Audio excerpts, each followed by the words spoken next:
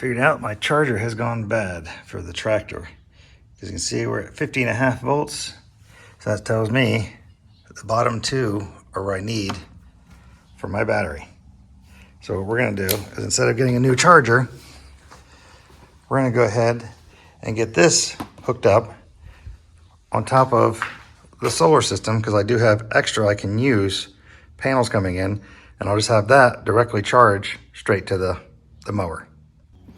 And this is the one that I got. Oh, that's cute. Anyway, got the little instruction booklet, foam. I got foam on each end, but I want to get this out.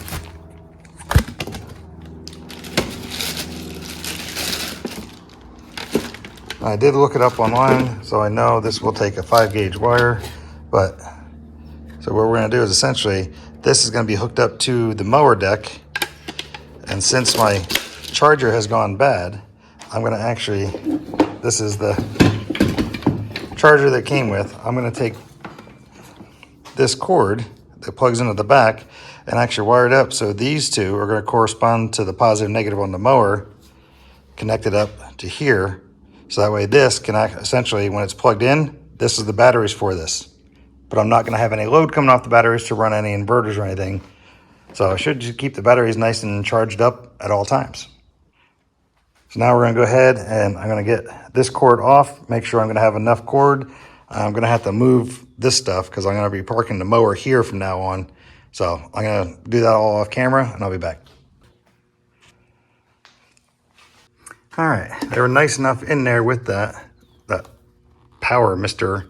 It comes with the little template, and I already had these two screws here. They actually line up perfect, so this is where we're gonna end up mounting it. And then for right now, what I need to do is go ahead and get the cord and everything off of this, and then basically verify my polarities before I get everything hooked up onto here. So let me go ahead and get this off and prepped, and then I'll show you how we're gonna verify polarity. All right, so right now you can see we're at DC.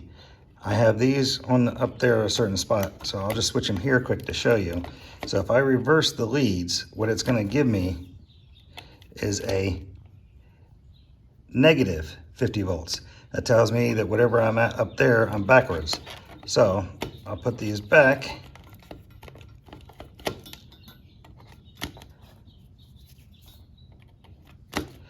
So whatever my red one is on now is my positive. So if I come up here to the plug, you can see bottom left is my positive. So now I know the bottom left is a positive. I gotta look at my cord here and just imagine if I plug this in, this one here is gonna be my positive and this is my negative. So what we're gonna do is I'm gonna actually put a little pencil mark on this so that way I don't mistake it. And I'll be right back. All right, so now you can see I got a positive and negative marked on here. So when it plugs in, it matches up. So these go in that way. So the bottom left over here, which would be this side, is your positive. All right, so I got that part. Now, I'm gonna go ahead and flip the meter to resistance and basically get each one of these ends and see which ones match.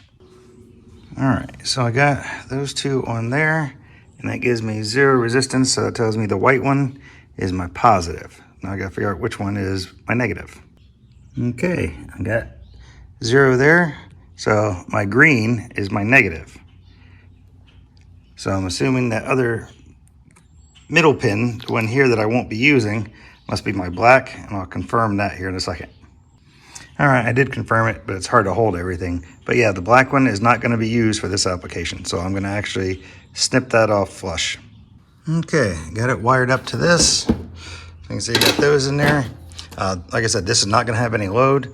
So now I just wanna verify these on my plug. So we're gonna go ahead and get the meter out and I'll be right back. Okay, verified the polarity of this to that. So now when we plug this in, it should turn that on. And it does. So you can see I have 50.2 volts in there. So now I can actually set this up on the battery settings.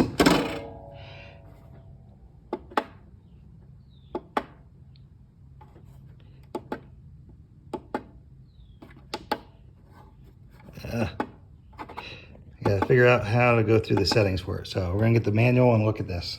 All right, I think I got everything set according to what I need here. So now I even did a test here when I do unplug this out of the thing. Yes, this will go down and shut off. But thankfully when I plug back in, it comes back with the same settings because I can tell by that one is 0. So now we're gonna go ahead and get this mounted over there on the wall and get it hooked up to the panels. Okay, you can see this is how it's going to be set up. So I got this here. I do put this here as a strain release, that way it won't pull on the wires from up here, so they're tight there.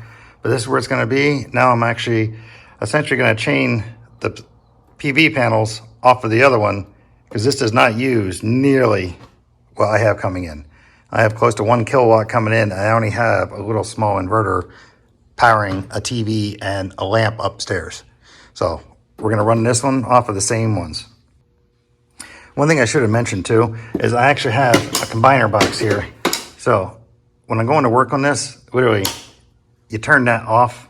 So that way you can see here, this just went into nighttime mode. So that's telling me these are dead. So now I can actually work on this safely and not have to worry about getting shocked. And then when I get everything hooked back up, then I can turn that back on. So I'm gonna get a jumper wire to go from here across. All right, got it hooked up now, and it appears to be charging.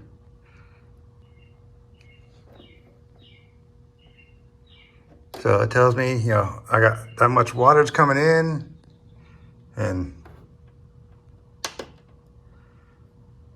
55.3 volts, 484 watts, and battery is charging.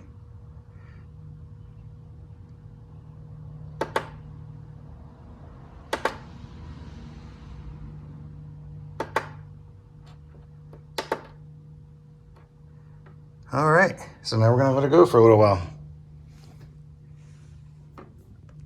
Actually, we're gonna put the cover back on first. There, now it looks a lot cleaner. And you can see even this one still has voltage coming in. So everything's good. And I'm not too worried about putting a fuse on this because if anyone knows anything about these, there is an internal fuse right here inside. So this is basically essentially these two wires coming out of here are connected to here. So it's literally coming straight into that. So I'm not worried about fusing that. And my PV panels, these are fused up here. So I'm not worried about that either. So we're gonna let this go for a little bit and we'll come back and see, make sure everything is good. The only thing I might do is, depending upon how this goes, I might end up upsizing these a little bit more. But we'll see, because I do have more of this thicker wire, I just didn't have it handy, so I wanted to see if this was gonna work. So I do wanna see if these get warm or not. So I'll be back in a little bit. Okay, I did go ahead and switch these out. I only had black on this, so you can see I did tape to differentiate between which one is positive and negative. But the other ones, yeah, it was a little bit small for this to be, what was it pulling here? Like 12 amps. And, you know, I only had, there was a 14 gauge wire there.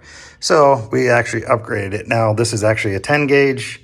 So I'll be fine with holding that because it was getting a little bit warm. So now we're just gonna let this go for a while and we'll check this. And just so you can see, there's how I'm charging it. Completely off of solar. All right, it's been a little while here. You can see this is down to, well, it says work mode 7, which means just absorption mode. But I can see that it's dropped down to less than 6 amps, where it was at like 14 for the longest time. Nothing is warm. So now we're gonna go ahead, unplug, and then check this and see where the voltage is at. Okay, we're at 52.1. So that's pretty good. And I did look up these batteries, these Leoch or whatever batteries, to see what their max is. And the max charging rate for those is at 25 amps.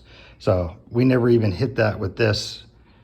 So I'm gonna call this a win for now. And I'm just gonna keep a close eye on it and see how it goes from here. All right, just went out and ran it a little bit just to see what it would do. And you can see absorption mode went back to 4 now. And it actually is pulling a little bit more juice now at 8 amps. But that's with using this unreliable meter, which isn't very good. And you can see where we're at with the power. Well, actually it just went to full, but it was 2 bars down. All right, been a couple hours now. I've let it charge, and you can see it's actually down to basically just doing like a float charge on everything right now.